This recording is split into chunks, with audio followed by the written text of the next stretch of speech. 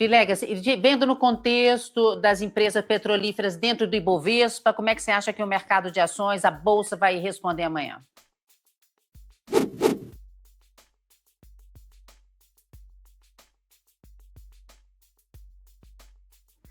Bom, vamos lá, Denise. Acho que são vários efeitos que a gente deve acompanhar aí nos próximos dias. Acho, como bem o Adriano disse, né, o Vitor também, eu acho que você acreditar que do dia para a noite a gente vai ter um aumento muito expressivo, né, na produção de petróleo é como se fosse uma utopia, né, algo que não vai acontecer, dado muito provavelmente da falta de investimento que deve ter acontecido aí nos últimos anos, deterioração dos ativos. Acho que o Adriano trouxe muito bem, né? Uma economia ali fechada, né? Em que muita coisa, muita informação, você não vai saber o real estado, né? A situação daquilo. Então, acho que a única coisa que o mercado sabe é do potencial de exploração que existe em relação aos campos, né? Aos postos ali que a Venezuela detém. Então, obviamente, eu entendo que o mercado vai começar a precificar para baixo o petróleo, né? Ainda mais. A gente já vinha há bastante tempo aí com esse viés mais negativo, desde o ano passado, e quando você tem aí agora com essa possibilidade, né, da reabertura do mercado na Venezuela, é óbvio que é de se esperar que naturalmente você tenha ali um aumento de produção a médio e longo prazo. Se você tem um aumento de produção, levando em consideração que a demanda, né, como já dito anteriormente, é esperado que você tenha ali uma estabilização, até mesmo queda, é de se esperar então que você tenha esse petróleo para baixo. Com o petróleo para baixo, só complementando aqui, dizendo mais uma vez, se realmente espera precificação mais negativa, né, para as empresas de petróleo, então Petrobras, Brava, Petrorecôncavo, Prio, podem sofrer amanhã no Ibovespa.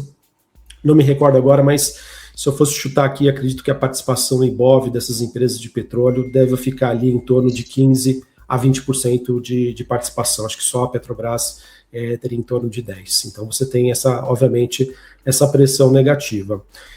Um ponto que o Adriano trouxe que eu acho muito importante, você tem ali algumas empresas que atuam na Venezuela. Então você tem ali a Chevron, você tem a Exxon, você tem a ConocoPhillips. Dentre essas três, que eu entendo, né, que já tem essa atuação diferente diferente da ConocoPhillips ou até mesmo da Exxon. Então, acredito eu que, num curto prazo, uma empresa aí que pode, entre aspas, se beneficiar, ou que o mercado vai acreditar, ou talvez apostar, é a Chevron, que já tem ali algum tipo de atuação, diferente dessas duas que eu comentei anteriormente, que estão tentando, né, entrar no mercado venezuelano, tentaram aí por 2 décadas, mas ainda não houve uma efetivação. Então, em termos de empresa que já conhece ali o terreno e poderia ser a primeira, né, a dar essa largada para aumentar a sua produção, acredito eu que a Chevron seria a maior beneficiária. Lembrando que a Chevron ela tem as ações lá nos Estados Unidos, mas ela também tem as suas BDRs negociadas aqui no Brasil, então o investidor poderia fazer ali a compra, se ele quisesse, desses ativos através aqui do home broker da Genial Investimentos. Bom, Denise, petróleo para baixo, eu vejo 2 efeitos, né? Você tem, de um lado, preços de energia mais barato, você tem menos pressão inflacionária. Então, a gente pode levar em consideração que a gente tem, digamos, um vento favorável para redução de juros nos Estados Unidos, para redução de juros também aqui no Brasil.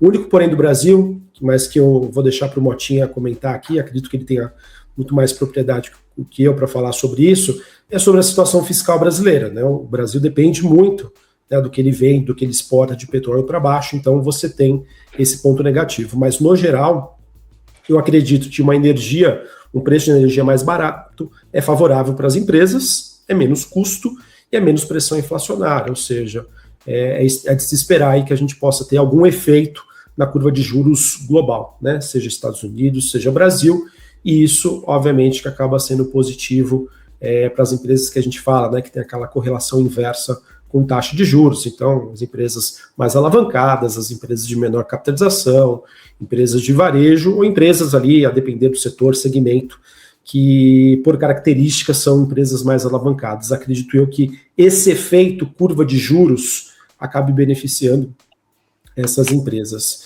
E, por fim, Denise, acho que um dos efeitos que a gente pode ter na Bolsa é difícil você realmente assim precificar o quanto que a gente vai ter ali desses efeitos, tá? Se vai ser muito, vai ser pouco, se ele vai ser absorvido aos poucos, se vai ser de imediato, e é algo também que eu vou deixar para o Bruno Rizzi comentar, que seriam os efeitos políticos disso.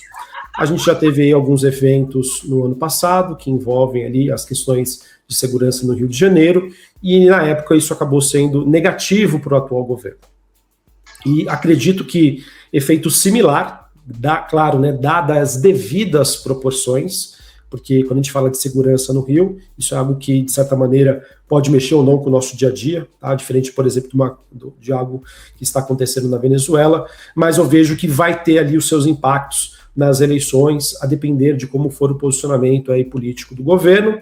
Eu entendo que ainda não tem uma definição clara disso, foram apenas ali alguns pronunciamentos, mas me perdoe se estiver falando alguma besteira, acredito que o Bruno ele vai conseguir trazer para a gente aí com mais detalhes. Mas eu entendo que isso, Denise, vai trazer ali para a oposição, né, mais, digamos, ali munição, mais armamento ali, diante de temas que, obviamente, vão ser utilizados aí para minar aí a percepção, a avaliação do atual governo.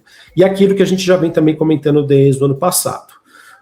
Numa expectativa de mercado em que você tenha uma maior probabilidade de alternância de poder, isso é positivo para a Bolsa. Tá? Então, assim, eu entendo que, no geral, Denise, eu vejo que, inicialmente, acreditaria eu num efeito positivo para a maioria das ações aqui no Brasil, e um efeito negativo, obviamente, como eu comentei, para essas empresas aí mais ligadas à parte de petróleo. Então, digamos, no net, né, ou seja, entre os efeitos positivos e negativos, eu vejo aí um net líquido positivo aí para os ativos brasileiros, dado esses pontos aí que eu trouxe.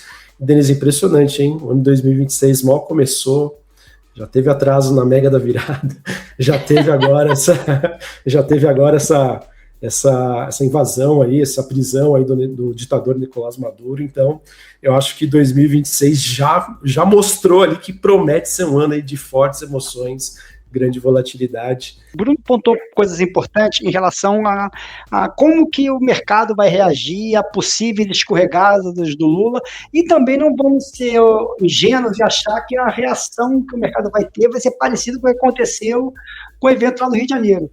A maneira que eu enxergo é um pouco de assimetria, tá? Acho que o mercado, desde o Flávio Day, o dólar saiu de 5,28, na quinta-feira passada bateu quase 5,60, sazonalidade, mas no último dia acabou fechando ali perto de 5,44. Eu acho que o mercado ainda trabalha com a probabilidade ali perto de 60%, os preços ativos brasileiros estão ali perto de entre 55% e 60% de chance de não haver alternância de poder. Aqui não é um call político, tá? É um call de como o mercado enxerga. Toda vez que o mercado atribuir uma maior probabilidade de alternância de poder, você vai ver a Bolsa brasileira mudando de patamar, quem sabe mudar Bolsa para cima, dólar para baixo, e principalmente a parte que está mais sensível no Brasil hoje, que é os juros, já que os juros no Brasil é a fotografia do nosso fiscal, principalmente esses juros longos. E petróleo para baixo vai sempre trazer uma preocupação muito maior com o fiscal, tá? Então, tentando resumir, primeiro, o que me vem à cabeça, é mais fácil o mercado, alternativa A, não mudar nada a projeção em relação às eleições, tá? Achar que esse é um evento que vai ter pouco impacto. Não compro muito isso. Alternativa B, aumenta marginalmente a chance de uma alternância de poder, mas o mercado ainda vai trabalhar que, com as informações que a gente tem hoje, a probabilidade do governo Lula continuar é maior do que ficar. Tá? Então é assim que eu vejo. Tá? Os ativos brasileiros podem abrir, a chance da alternância de poder aumentou um pouco. Isso ajuda os nossos ativos brasileiros, que já sofreram bastante lá desde o Flávio Day. Tá? Mas é aquilo, acho que o Bruno falou uma frase correta. Vamos ser sinceros, tem muita água para passar embaixo dessa ponte, cada declaração do governo vai ser muito bem estudada, cada fala de forma improvisada que o Lula possa soltar alguma coisa mal colocada, vai ser muito bem utilizada pela oposição, que obviamente a oposição dia sim, dia não, vai ficar mostrando toda a relação do Lula com o chavismo, Lula com o Maduro, aquela frase democracia relativa você vai escutar dia sim, dia não. No limite, eu acredito que se esse evento tem algum impacto, ajudaria nos preços ativos brasileiros. É uma coisa muito convicta, vai fazer um grande impacto? Não, acho que no curto prazo não vai fazer grandes impactos, vai ter grandes impactos conforme for as falas do Lula.